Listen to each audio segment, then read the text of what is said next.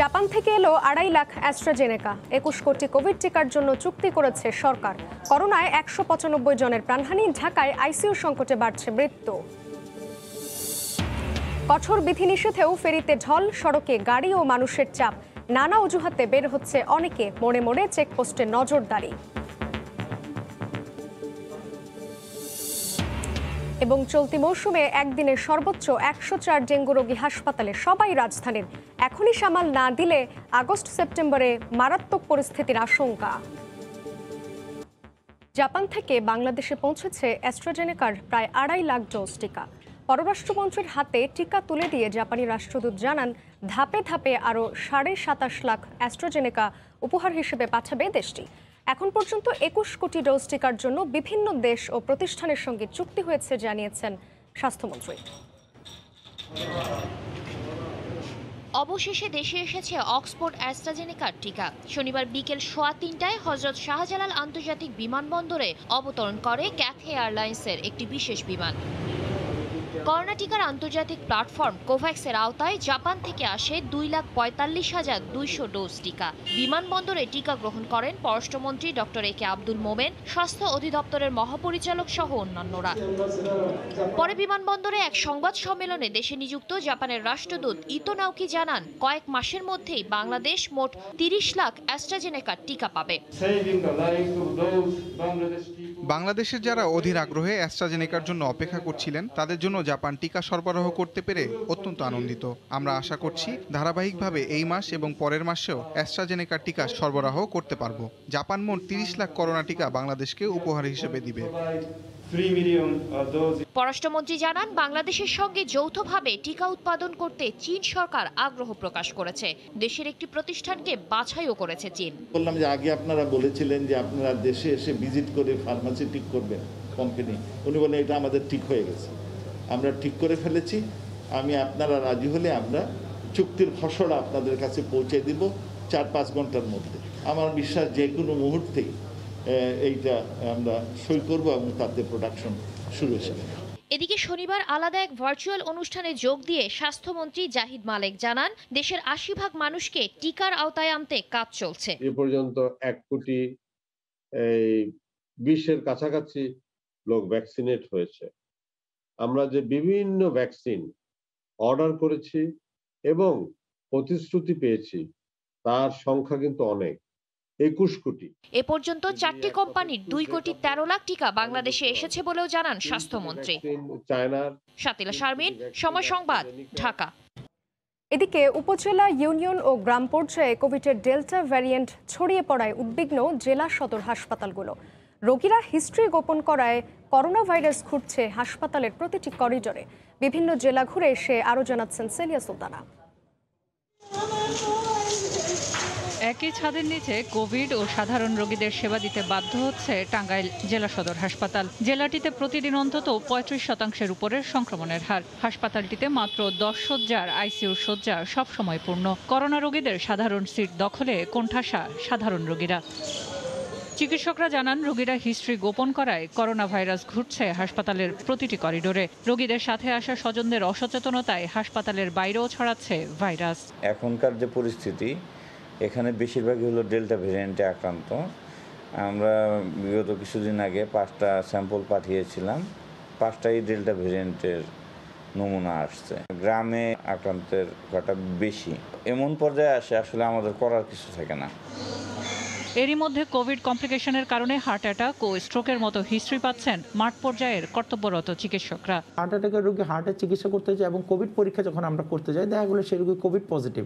তার মানে অনেক রোগী আবার স্ট্রোক নিয়ে আসছে এবং এগুলো কিন্তু কোভিডের কমপ্লিকেশনের ফলে তার কিন্তু এই হার্ট অ্যাটাক বা স্ট্রোকগুলি হচ্ছে এবং রোগীরা কিন্তু অনেক সময় অ্যাসিম্পটোমেটিক থাকে, তার কমপ্লিকেশন ডেভেলপ করার পরে তারা হাসপাতালে আসছে। জ্বর হয়ে কেউ ভালো হয়ে গেছে, আবার জ্বর চলতেছে বা জ্বর ডায়রিয়া বিভিন্ন, কিন্তু দেখা যাচ্ছে শ্বাসকষ্টটা শুরু হচ্ছে 7-8 দিন পরে। রোগীগুলো কিন্তু বেশিরভাগই কিন্তু এখনও আসছে গ্রাম থেকে এবং একটা খারাপ অবস্থায় চলে আসতেছে। একদিকে প্রত্যন্ত অঞ্চলে করোনার ডেল্টা সংক্রমণ বৃদ্ধি, অন্যদিকে হাসপাতালগুলোতে চিকিৎসক এবং নার্সদের করোনা সংক্রমণ দুটোই উদ্বেগের কারণ হয়ে দাঁড়াচ্ছে জেলা সদর হাসপাতালগুলোতে। সংশ্লিষ্টরা বলছেন এভাবে যদি চলতে থাকে তবে একদিকে যেমন চিকিৎসক এবং নার্স এবং স্বাস্থ্যকর্মী সংকটে পড়বে হাসপাতালগুলো, অন্যদিকে যে কোনো ধরনের স্বাস্থ্য সুরক্ষা ব্যবস্থা ভেঙে পড়তে পারে। নারায়ণগঞ্জ সদর হাসপাতাল থেকে সেলিয়া সুলতানা, সময় সংবাদ।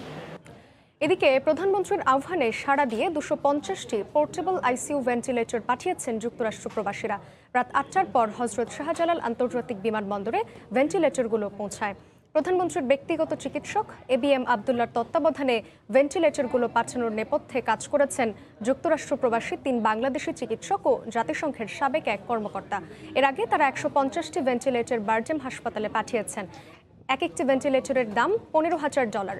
করোনা চিকিৎসায় তৃণমূলে চিকিৎসায় সহায়ক ভূমিকা রাখবে ভেন্টিলেটরগুলো।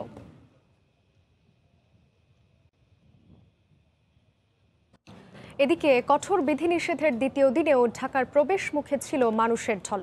মিথ্যা তথ্য দিয়ে গাড়ি নিয়ে ঢোকার চেষ্টা করেন অনেকেই। নানা অজুহাতে ঘর থেকে বের হওয়া সাধারণ মানুষকে করা হয়েছে জরিমানাও। মোড়ে মোড়ে চেকপোস্টে আইন শৃঙ্খলা রক্ষা বাহিনীর কড়া নজরদারি এড়াতে অনেকেই নিচ্ছেন নানা কৌশল। এহসানুল হক শাওনকে নিয়ে তোহা খান তামিমের রিপোর্ট। নালিশ ও সালিশ কেন্দ্রের যে একটা আপনি স্টিকার লাগাইছেন, ওটা কেন লাগাইছেন আপনি? ওটা তো নালিশ ফাউন্ডেশন, এটা একটা সংস্থা, কিন্তু সংস্থার গাড়ি তো এটা না। মানবাধিকার সংস্থার ভুয়া স্টিকার লাগিয়ে রাজধানীতে প্রবেশের চেষ্টা করে গাড়িটি। খোঁজ নিয়ে দেখা যায় লাইসেন্স নেই গাড়িটির চালকের। অন্যদিকে অ্যাম্বুলেন্সে যাত্রী পরিবহন করতে দেখা গেছে অন্যতম প্রবেশ মুখ গাবতলীতে। অ্যাম্বুলেন্সে তারা যাত্রী পরিবহন করছে, কেউ রোগী নাই। কঠোর বিধিনিষেধের মধ্যেও আইন শৃঙ্খলা রক্ষা বাহিনীর নজরদারি এড়াতে পিকআপ ভ্যানকে পলিথিন দিয়ে ঢেকে চিকিৎসকের গাড়ি পরিচয়ে প্রবেশের চেষ্টাও চোখে পড়ে। বিধিনিষেধের দ্বিতীয় দিনে নগরীতে গাড়ির সংখ্যা কম থাকলেও নানা অজুহাতে বাইরে বের হন সাধারণ মানুষ। জেরার মুখে পড়তে হয় বিভিন্ন পয়েন্টে। কি জন্য এসেছেন? এয়ারপোর্টে আগে আসি নাই, তাই দেখার জন্য আসছেন। মেয়েটাকে নিয়ে ঢাকা মেডিকেল যাচ্ছি স্যার, গাড়ি পাচ্ছি না আর কি। 3 জন অফিসারের 3টে স্বাক্ষর থাকতো যে উনি পাস করেছে, ফিল্ড টেস্ট রাইট সবগুলো পাস করেছে, ওনার এইটা নাই। অফিসে চাকরি করেন, সে অফিসের নাম কি? সেবা। সেবা, আপনার আইডি কার্ড আছে? আইডি তো স্যার বাসায় রেখে আসতে বলে। ঈদের তৃতীয় দিনেও ঢাকামুখী মানুষের ঢল ছিল বিভিন্ন প্রবেশ পথে। তবে মোড়ে মোড়ে চেকপোস্টে কঠোর অবস্থানে আইন শৃঙ্খলা রক্ষা বাহিনী।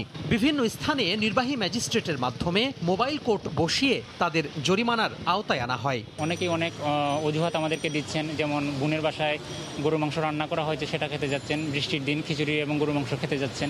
যারা বিষয়টা একেবারেই মানতে চাচ্ছেন না তাদেরকে আমরা জরিমানা করে সচেতন করার চেষ্টা করছি। যারা আমাদের কথা মানছেন তাদেরকে আমরা তাদের ঘরে ফিরে যাওয়ার সুযোগ করে দিচ্ছি। চলমান বিধিনিষেধে জরুরি কারণ ছাড়া বাইরে বের হলে পরিস্থিতি বিবেচনায় সর্বোচ্চ 2000 টাকা ও অনাদায়ে 6 মাসের জেল হতে পারে। তোহা খান তামিম, সময় সংবাদ, ঢাকা। চলতি মৌসুমে একদিনে ডেঙ্গু আক্রান্ত সর্বোচ্চ 104 জন রোগী ভর্তি হয়েছেন হাসপাতালে। করোনার মধ্যেই ডেঙ্গু রোগীর চাপ বাড়ায় বেগ পেতে হচ্ছে হাসপাতালগুলোকে। এডিস নিয়ন্ত্রণে দ্রুত পদক্ষেপ নিতে না পারলে আগামী আগস্ট সেপ্টেম্বরে পরিস্থিতি আরও ভয়াবহ হওয়ার শঙ্কা বিশেষজ্ঞদের। যাত্রাবাড়ির বাসিন্দা রকিবুলের ঈদের আগের দিন হঠাৎই জ্বর। 2 দিনের মাথায় পরীক্ষা করে ধরা পড়ে ডেঙ্গু।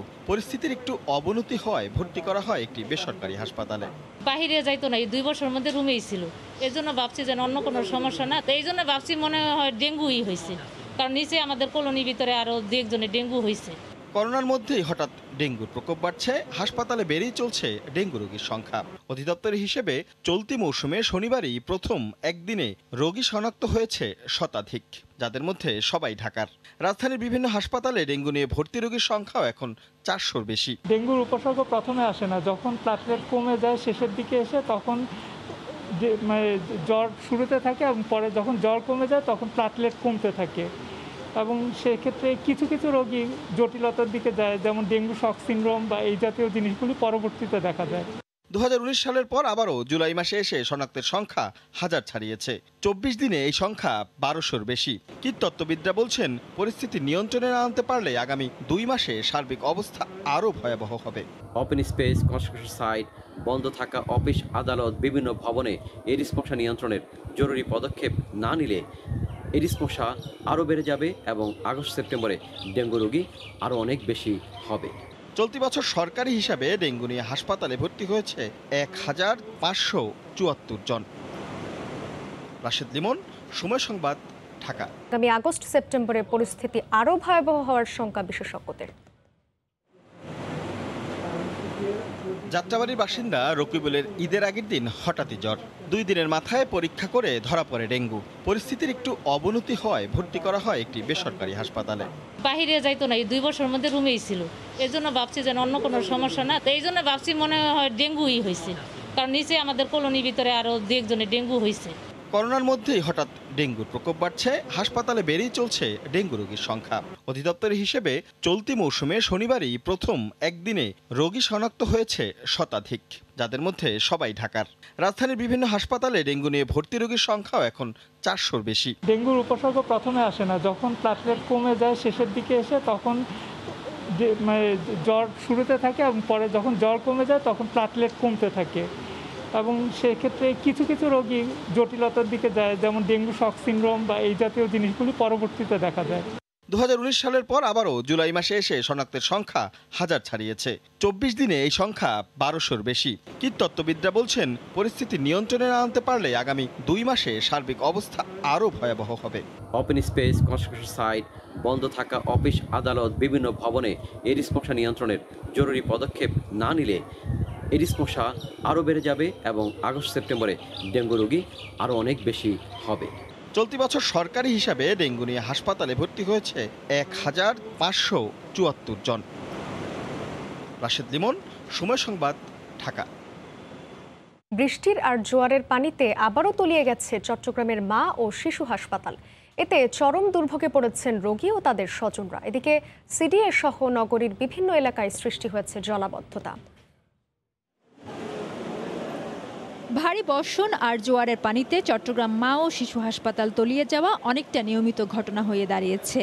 নানা প্রকল্প, নানা উদ্যোগ নিয়েও পরিত্রাণ পাওয়া যাচ্ছে না এই দুর্ভোগ থেকে। শনিবার দুপুরের পর থেকে জোয়ারের পানি আর থেমে থেমে বৃষ্টির পানিতে প্লাবিত হয় মা ও শিশু হাসপাতাল। এতে চিকিৎসা নিতে আসা রোগী ও স্বজনরা পড়েন চরম দুর্ভোগে। বৃষ্টি হলে জোয়ারে পানি বসে যায়, এখানে কোনো রোগী আসতে পারতেছে না, রোগী আনতে পারতেছে না, নিতে পারতেছে। বিভিন্ন সময় বিভিন্ন কাজে নিচে নামতে হচ্ছে, বিভিন্ন সময় ভিজতে হচ্ছে, বা একটা দুর্ভোগ বলা যায় না যে আসলে কষ্টটা আসলে কত বেশি হচ্ছে। আমার প্রচুর কষ্ট, কারণ আমি একটার দিকে রিলিজ পাইছি কিন্তু এখনো পর্যন্ত যাইতে পারতেছি না।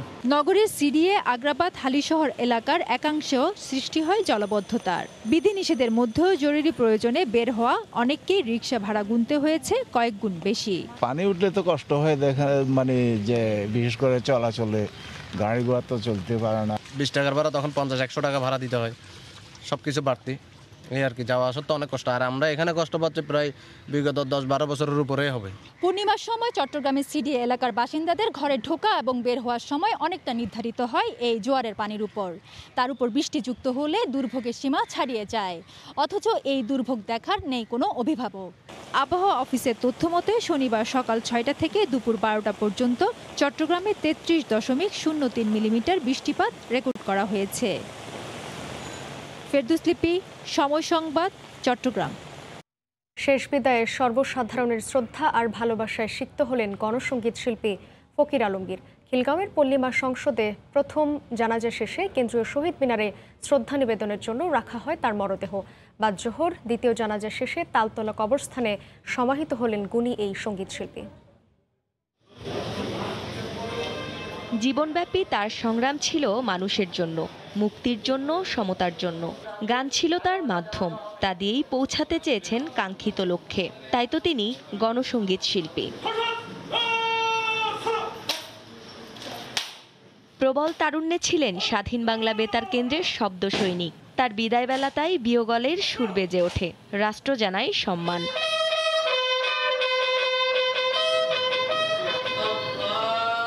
শনিবার সকালে নিয়ে আসা হয় খিলগাঁয়ে পল্লিমা সংসদে। অনুষ্ঠিত হয় প্রথম জানাজা। সেখানে শ্রদ্ধা নিবেদন করেন তার ভক্ত অনুরাগীরা।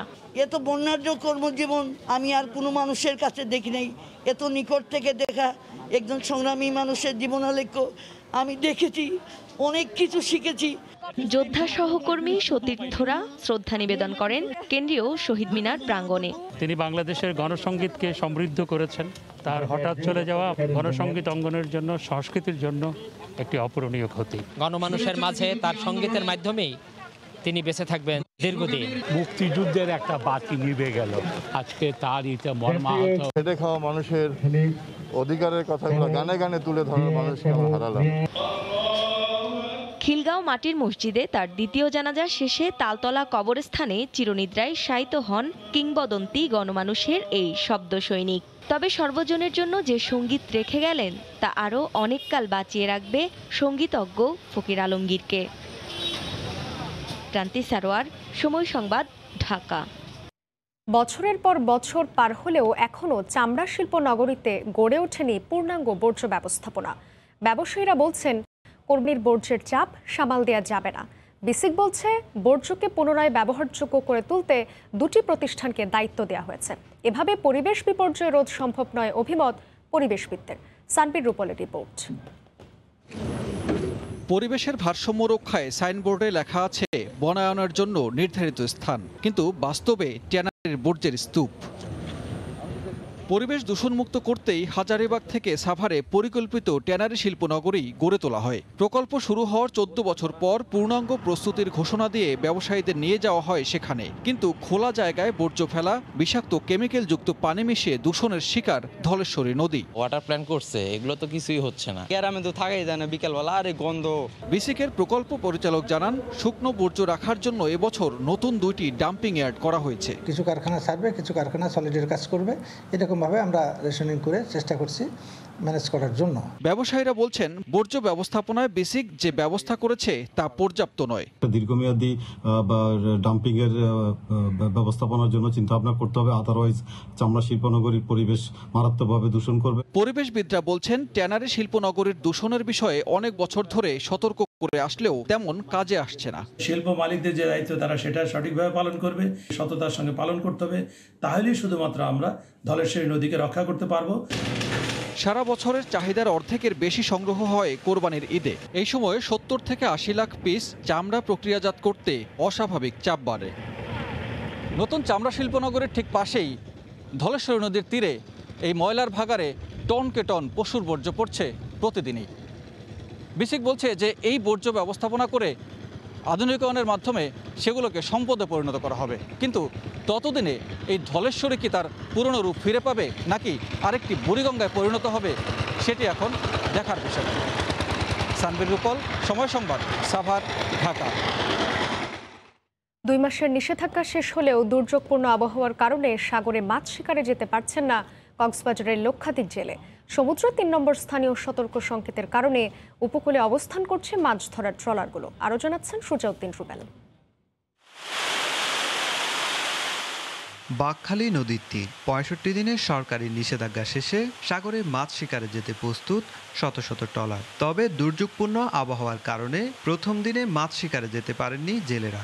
আবহাওয়া অফিসের নির্দেশনা মেনে সবগুলো ট্রলার অবস্থান করছে উপকূলে। 2টা ট্রলার মারি গেছে, মানুষের ক্ষয়ক্ষতি হয়েছে, আপনাকে এই জন্য আমরা আপনাকে যেতে পারিনি। সাগর গেছিলাম, সাগর বেশি উঠেছে, আমরা জাল মারি নিয়ে চলে আসে। 65 দিনের নিষেধাজ্ঞা শেষে শনিবার ভোর থেকে কক্সবাজার মৎস্য অবতরণ কেন্দ্রে ছুটে আসেন ব্যবসায়ীরা, কিন্তু ইলিশের দেখা না পেয়ে মন খারাপ তাদের। যেখানে বুট ছিল সেখানে বুট থেকে গেছে, এখনো বের হতে পারে নাই। ইলিশ মাছের প্রজনন বৃদ্ধি হবে, অন্যান্য মাছের প্রজনন বৃদ্ধি হবে, এটা আমরা আশা করি। আবহাওয়া পরিস্থিতি স্বাভাবিক হলে জেলেরা সাগরে যাবেন, তখন জালে মাছ পড়লে জমে উঠবে অবতরণ কেন্দ্র, এমনটাই জানালেন মৎস্য অবতরণ কেন্দ্রের মার্কেটিং অফিসার। দুর্যোগটা কাটে গেলে আবার তারা সাগরে যাবে, মাছ ধরে আনি আমাদের পল্টনে, তখন তারা মাছ উঠাবে। কক্সবাজারে ছোট বড় 8000-এর বেশি মাছ ধরার ট্রলার ও নৌকা রয়েছে।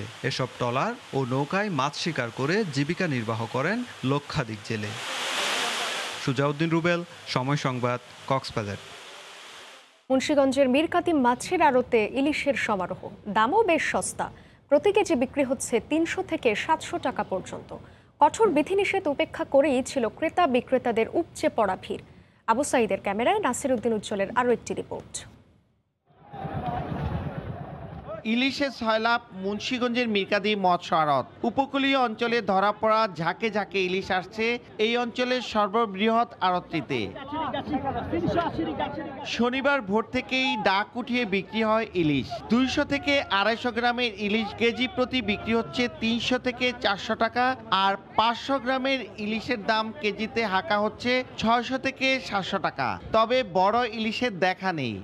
ইলিশ মাছ পড়তেছে এবং লকডাউনের কারণে আমাদের এখানে পাইকার একদম সীমিত, দাম অনেক কম পাওয়া যায়, এই জন্য আমরা এই জায়গা থেকে মাছ কিনে নিয়ে যাই। দামে এখান থেকে মাছ নিয়ে অন্য বাজারে নিয়ে খুচরা বিক্রি করি। খোলা আকাশের নিচে বৃষ্টিতে ভোগান্তির পরও সস্তায় বিক্রি হচ্ছে দেশি পাঙ্গাস, রুই, কাতলা। তবে আড়তে নেই স্বাস্থ্যবিধি মানার বালাই। হাট এবং বাজারে তরকারিপট্টি এগুলো কম বেশি খোলা থাকবে। ফজরের পর থেকে প্রতিদিন 2 ঘন্টা চলে জমজমাট বেচা বিক্রি। 1.5 একর জমির উপর শতাব্দী প্রাচীন এই মাছের হাটে রয়েছে 40টি আড়ত। সেখানে বিক্রি হচ্ছে নানা রকমের মাছ। মুন্সিগঞ্জের মিরকাদিম থেকে নাসিরউদ্দিন উজ্জ্বল, সময় সংবাদ। নেই কোলাহল, নেই সৈকতের বালিয়াড়িতে হাজার হাজার মানুষের পদভার, তাই ডালপালা মেলছে সাগরলতা। খুদে কাঁকড়ার দল বালিয়াড়িতে যেন আঁকছে অপরূপ আলপনা। দীর্ঘ মেরিন ড্রাইভের চারদিকে সবুজের সমারোহ, পাহাড়ের শুকনো ঝর্ণায় ফিরেছে পানি। সবুজ অরণ্যে উকি দিচ্ছে দুষ্টু বানরের দল। বলছি পেনোয়া, পালঙ্কি, অতঃপর কক্সবাজার। নিঃসঙ্গ সৈকতে প্রকৃতির এমন খবর জানাচ্ছেন রিপোর্টার সুজাউদ্দিন রুবেল। করোনায় নীরব হয়ে গেছে বিশ্বের দীর্ঘতম সমুদ্র সৈকত কক্সবাজার। সমুদ্রের কোথাও নেই মানুষের হৈ হুল্লোড়, এতে যেন প্রকৃতি ফিরেছে নিজের আসল রূপে। পর্যটকদের হৈ হুল্লোড়ে ঢাকা পড়ে যাওয়া ঢেউর দল যেন নিঃশ্বাস নিচ্ছে প্রাণ ভরে। বালিয়াড়ির দখল নিয়েছে সবুজ সাগরলতা। বালুচরে বল বানিয়ে প্রকৃতির আলপনার কাজ করছে খুদে কাঁকড়ার দল। দীর্ঘ মেরিন ড্রাইভ, এক পাশে সাগর, অন্য পাশে পাহাড়। পাহাড়ে শোভা পাচ্ছে এখন সবুজের সমারোহ। পাহাড়ের গায়ে সবুজ ডালপালায় ছড়াচ্ছে লতা পাতা, সেই সঙ্গে ফুটছে ফুলও।